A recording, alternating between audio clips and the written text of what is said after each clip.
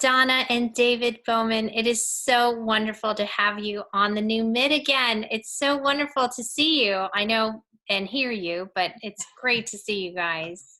Thank you. It's good to be here. Well, last time we talked a lot about couples and helping with relationships and helping with family relationships. And I thought of you guys because we have been going through extraordinary circumstances right now. With quarantine, we've been sort of locked up with our families, locked up with our spouses, and general. And then recently with the tragic, horrific death of George Floyd and the riots that have been happening, they're calming down a little bit, now. But I just thought I would love to reach out to talk to you guys. And I'm kind of like, where do we even start? But maybe we start with, the family being quarantined and what that dynamic is and what are your thoughts on that? Well, I think one thing that's important to do is to start with the truth, and that is that we all are anxious. I mean, everybody in the world that knows about this is probably anxious in one way or another. So just putting that out there and expressing that, I think, is the first thing, and that none of us have the exact answers of anything. I mean, there's a lot of doubt and a lot of concern and questions about how to go about things. So I think admitting the truth is important to start with. There's another thing that we do with couples, and we transfer this to the situation now that you're referring to that we're living in. And that is that we tell couples that when they have a conflict, that's not necessarily a bad thing. Sometimes couples think, oh my gosh, we're having conflict. I must be in the wrong marriage. I must have picked the wrong person. We don't believe that at all. We just believe that conflict is an avenue toward new growth. Conflict really represents an opportunity for something new to happen. And I think if people can focus on that there's opportunities here for us to change our minds or to think about things differently or have a little more compassion over here or over there. That's one way through this. Yeah, and it does not minimize the trauma or the tragedy of the situation that we're in now, or the fear. But it does, and I think we can see beginnings of this in the world, it does create opportunities for something new to happen, something new and bigger and better. So yeah, there's certainly tragedy and trauma, but there's also opportunity if we look for it and work at it. That's wonderful. It is nice. Like Mr. Rogers, look for the helpers, Right. and all those things, like that. And then, they talk about how the last economic downturn, we got Airbnbs and Uber. Right. So that is wonderful to sort of have that hopefulness. But talking a little more specific about, it's wonderful. I mean, how crazy is this that the family just all of a sudden stopped, the crazy busy schedules. And people were doing puzzles, kind of getting a little more to simplicity of life. It's slowly starting to open up a little bit. So what are your thoughts on sort of the change that happened? And then how can we keep the good stuff and stop doing what wasn't working beforehand? Mm-hmm. Well, I think that it's important to, in terms of the opening up, I think that's what you're talking about right now. I think it's important to identify an expert that you trust, because certainly there's a multitude of opinion out there as to when and how to do things. But find someone that lines up with your values and your way of seeing the world, and trust that expert. And then trust their updates as they do them, and then make decisions that make sense for you and your family. It doesn't mean that because your best friend has decided this is what I'm going to do, it does not mean that it's what you have to do. And it's hard, though, to maintain those boundaries when that's not what your friends or the world are doing. Right. No, definitely. Especially when it's so enticing, but it might not be the best decision for your family. Right. So, yeah, that makes sense. Well, continue on with families. There's a lot of teenagers, that have missed out on their high school graduations, or their eighth grade graduation, and then, just teenagers being teenagers. So, can you give any advice for parenting on how to help them cope with this? You're the, you're the teenager expert. Um, well, there are a whole lot of different things in that question, Michelle. In terms of graduations and big events that you normally would experience, the first question I would ask is whose expectations are we dealing with? Because I think sometimes parents have a picture of what's going to happen and what it means about their child, their parenting, their next step, all of that, which may or may not match up to what the actual teenagers' expectations are. I mean, maybe their greatest loss is the safe and sane graduation party. It's not really walking across the stage. So I think it's important to identify which is which and honor and respect both and validate both that yes, it makes sense this is what you were missing. Well, you know what? To that point, I think that's an excellent point because a lot of times kids don't even know what they're missing. It's Right. more the parents. Then how do you help the parents? Like, what can you say to the moms who have raised their kids from preschool all the way up to 12th grade? And then now it is disappointing for a mom. I did an episode, I had wonderful moms on, and I thought we were going to be talking about, how to do something, fun for your kid for graduation, which they all did. But the pain that came out in that conversation, I was a little taken aback by because, like, one mom in particular, she's a fantastic mom. Her son got a scholarship and is going to Stanford for baseball, and this is his senior year to play baseball. And there's so much that goes with that. The moms get to put on the jersey and they walk out into the baseball diamond and they get the rose. All of that was gone, and for the son, he was like, I will give everything up. Prom, graduation, I just want to play one more game, Mhm. so what can you say to the parents, particularly the moms who are missing that? Go ahead. I'm sorry. I mean, I might have thrown you for a loop, and this might be Oh, sort of in no, the same it- character, but it's fine. David perceives me as something I may or may not be, but I I guess the thing I would encourage moms to do is to talk with uh, people that are important to them. And I would also, and this is really hard, Michelle, I'd invite them to get curious about what is happening inside them. What is it that rose means or expresses to the world? What is the need that they were hoping or expecting that experience, that ritual, that ceremony to satisfy for them? um, because it's really about the mom. It's about, and believe me, as a mom, I mean, our kids are gone, but there have been disappointments along the way. But it's not been about my children. It's been about what is getting triggered for me that I've had so wrapped up with that child or that experience. So to talk, not with your child, don't talk with your child about it, but talk with your partner or a trusted friend about what that hurt is really about, what that disappointment is about. Yeah, I think that's right. I would add to that a lot of our experiences in this time, whether it be graduations that we're missing or a wedding or even a funeral. We have a good friend who died a couple Mhm. weeks ago. We haven't been able to participate in the grief and the experience of being with the family at all.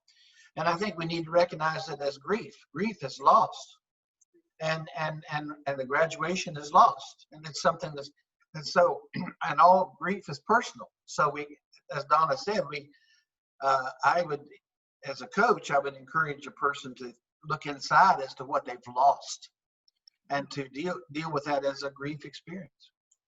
Then move more into, after doing that, then begin to focus and celebrate future opportunities.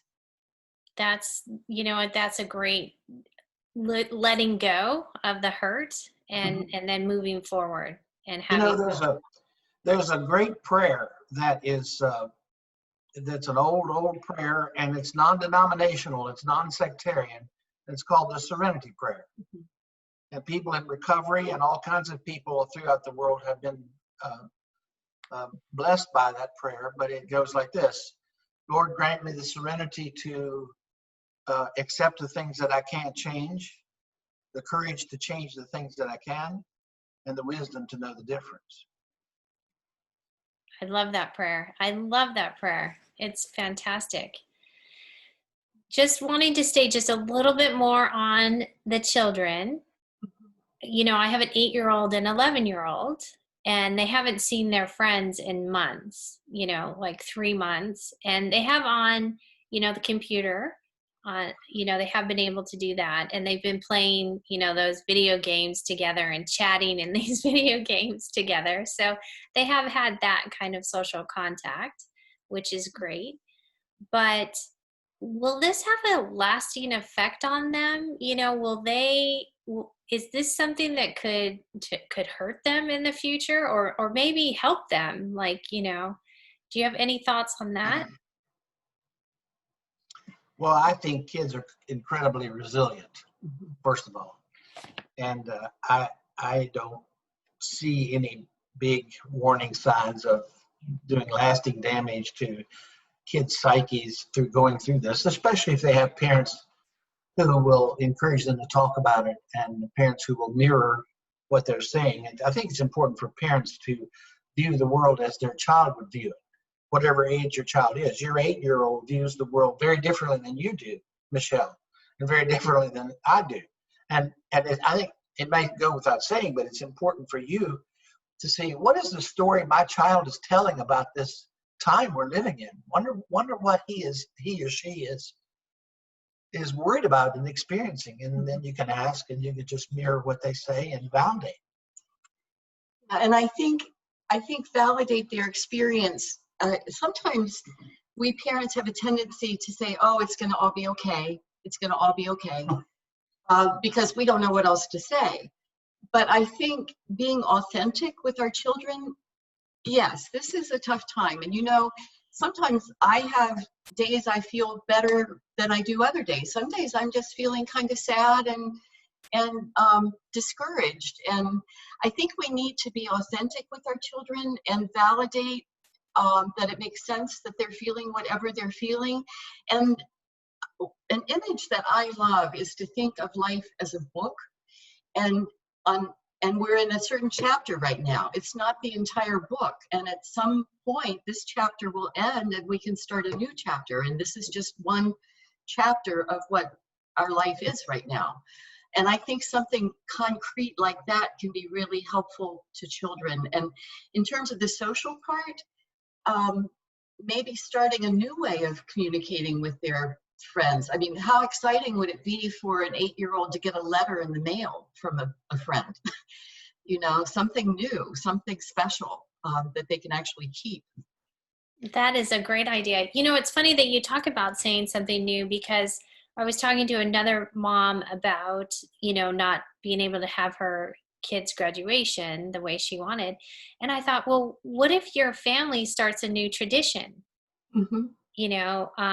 My family's tradition is whenever you hit certain points, whether it be graduation or turning 21 or getting engaged, we'd have a party, and then the people, we'd chug a glass of champagne and break the glass against the wall. Mm-hmm. Right. So I was like, maybe it's not that, but doing something new.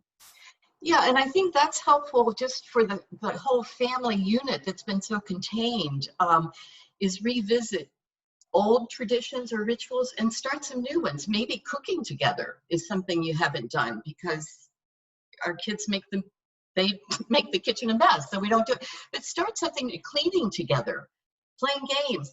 We have friends who decided to create theme nights each week through this. They have 4 teenagers, and each teenager got a week to plan a theme, and they had a Star Wars theme, and they had a whatever theme, a baseball theme, and everybody had to dress up, and then that person planned activities around that. So just as creative as you can. And even if your teenagers, if you have teenagers say, oh, this is dumb, I don't want it. Well, no, you're going to do it, because this is what our family's going to do now. And there's no one around, so it's not like they're going to see it, and we won't post anything if we Right. want to. Right. Well, it's quite interesting because what do you think, how there's been so many posts saying, don't rush back to normal. What are you rushing back to? So what is your suggestion to help people on how to decide what to keep and what to let go, to make lasting change that's positive? Do you have any tips or thoughts on sort of having to move, as we open up, because it is slowly starting to open up a little bit more? Mm-hmm. Well, it's a good time to involve the whole family on what has been the good stuff about this time, what has been the challenges about this time, and to involve the whole family in that. I do always want to say to parents that to remember that they're the executive directors of the household. A lot of parents give that up in favor of being friends with their kids, or wanting to be popular, or not wanting a lot of trouble or back talk or whatever. But I think it's really important in this time for the parents who are footing the bill for the house, who are paying the utilities, who are bringing the food in, to remember and act as though they are the executive directors of the household. Doesn't mean they have to be dictatorial, but it means that they have a large input in how we're going to abide by the social CDC rules and so on and so forth. Right. And I think also executive director is a great title. I think it's important, especially with teenagers, which is what I've spent most of my life working with. When I started teaching in Frederick County in Elm Street, which was the old Heather Ridge for kids with emotional problems, this wonderful assistant named Dottie told me, Donna, because I was very anxious, she said, Donna, just think of these kids as 2-year-olds with bigger shoes, because they're going through the same developmental stage of, I don't need you, I don't want you, stay out of my life. But what they absolutely need is someone that they know is going to take care of them and keep them safe, because teenagers know they're out of control at some level. And so the boundaries and the guidelines are really, really important. And so here's what we're going to do, not going to do. And David's suggestion about checking to see what has mattered is good. I would also encourage families to talk about what haven't you missed, so that they don't get caught up in that old stuff again if it hasn't been important. That's a great idea, actually. I've not thought about that. Asking like, what are you glad you're not doing? Your question is a really good one, Michelle, because this idea of opening up, I've never seen such confusion about anything in my whole lifetime. I mean, let's face it, we're all confused. We see on TV the leadership not abiding by any of the things that they produced as the rules. And so what is a person to think? So that brings it down to the individual household. You have to make your own kind of set of rules and parameters that you all can live with. Yes. Well, what's interesting too is a lot of people are finding themselves out of work, or furloughed. And, it's one thing to have family time together and, create, cooking and doing puzzles and everything. But as it is slowly opening up, they might not have anywhere to go to now, which is going to cause an immense amount of stress. And as that continues on, because they can't actively look for a job right now, what are your thoughts on helping people in that situation? You're asking things that I don't feel like I'm an expert in at all, but I do know that all of our stress is energy. And I do know that energy can be used for feeling bad and stressed, or it can be used for creativity. And I've seen a lot of people be very creative about forming even companies out of this thing, and doing different ways of making a living. And I don't have much better answer than that, but there's a lot of creativity to be had out there. I would encourage people to reach out. I think this is a time when a lot of us, our egos are being threatened, if not demolished, and I think showing up, which is a phrase that I love, with being authentic and real with somebody that you trust, and say, this is tough, and taking a place of humility. I need help right now. Could you please, whatever, with people that you trust, reach out. And connection is what helps us feel safe, even if we don't have answers. And I'm not minimizing what some people are dealing with, but even if we don't have answers as to how to fix this, being connected with someone in an authentic way will help us feel safer. And because energy follows attention, if all of our attention goes to what we're struggling with and what we don't have and what we're afraid of, that's where we're going to live. So working at that, but at the same time, reaching out to people we trust, creating something, a moment of connection or positive experience for our family, for us, be really powerful. Well, and I like that idea of connection in a time like this, because how did we get a job in the first place? We get a job because we know somebody that knows somebody who knows somebody who mentions something to us. So the wider we can make a net of connecting with people, phone calls or whatever it might be, the more likely we are to have resources. And how do your spouse, how do you support each other with that? Do you have any tips for couples when they're kind of going through this? Because I'm sure they don't want it to trickle down to their family, to the kids. Mm-hmm. So do you have any tips on that? Well, first of all, I think it's important to realize that each person handles stress and anxiety differently. When I've become very aware in these last months that when I desperately need a plan. I can change the plan. It'll be okay if it has to change, but give me a plan. And so I've become aware that I'm constantly asking David, so what's your plan for today? What's this? Or here's what I think we should do, which to him feels controlling, nagging, bossing, We have 25 pounds of rice that she got ordered from the store to show you that she's a planner. I only ordered 10. They sent me 25.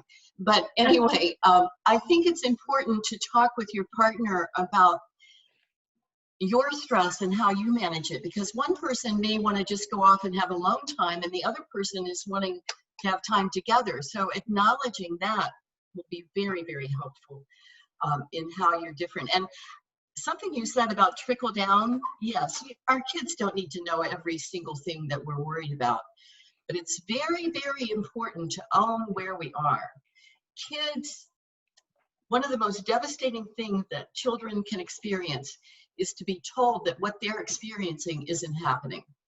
So if parents are in a tense time and they're having a conflict about something, let your kids know, yeah, we're not very happy with each other right now, but we're talking about it, we're working it out, and it has nothing to do with you, and we're going to figure it out.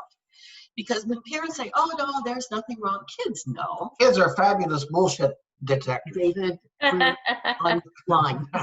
You can edit that, right, Michelle? Yes. Well, speaking of talking to your children, how should we talk to our children about George Floyd and about the protests that are going on right now? Do you have any suggestions for us on that? I always like to start with having the children talk. I would encourage the children, if they're old enough to have seen it, and say, what do you think about that? You saw this with us. What do you think about that? And then they tell you, and you just mirror that, and you say, can you tell me more about what you think about that? I think the idea that we talk to them is kind of got the cart before the horse. I think we should invite them to talk to us. And help them, so how does that make you feel when you see that? Or are you wonder if you're worried about anything? Because lots of people are worried right now. Validating that, and then being authentic and age appropriate with, here's what we think is important for everybody to learn and how everybody needs to treat each other. And we still have lots and lots and lots to learn. Well, one of my girlfriends, she expressed to me, was very concerned about her husband. She's Black, her husband's Black, and she was worried the entire time her husband was going to the store. Mm-hmm. I have another friend who is very concerned about raising her Black sons, who are adorable and loving, but what happens when they become teenagers and 20, So there's a lot of anxiety going around right now. I think validation, communication and validation is the most powerful. I mean, I can't fathom, I can imagine, but I can't really know. I'm learning more and more about how terrifying it must be to be a Black mom and have Black sons. And so I'm learning more about that. I want to know more, but I think validating our friends and saying, I can't know, but I want to know, and I understand this much about that. And how can I help you in this? What can I do to help your sons? What can I do to send the right message to the world? Because they know what we need to be doing. Right. Well, thank you so much. Is there any other words of wisdom that you can give to us married couples and, moms, single moms, with their kids? You guys are so amazing, and I appreciate this so much. Did you have any last thoughts that we maybe didn't cover? Or the one thing that I try to remind myself of all the time is, if somebody is doing something that doesn't make any sense to me, whether it's David or our kids or the world, is to get curious and figure out how it is that it makes sense that they're doing that, and have some compassion. I don't think there are bad people in the world. I think there are people who've had incredibly difficult, challenging, or inappropriate experiences. And so rather than the good versus the bad, trying to be curious as to why it is that the person's behaving that way or thinking that way, and then having compassion and connection. That's what I would say. But the only thing I would say is to be sure and look for somebody told me, a really wise person told me years ago, whenever there's a change in things, look for the things you're losing, but also look for the things you're gaining. So the balance of those two is what I would say for people, to look for what is a blessing in this thing as well as challenges. That's fantastic. Well, this has been amazing and wonderful, and I can't thank you both enough. Thank you so much. Thank you, Michelle. Thank you.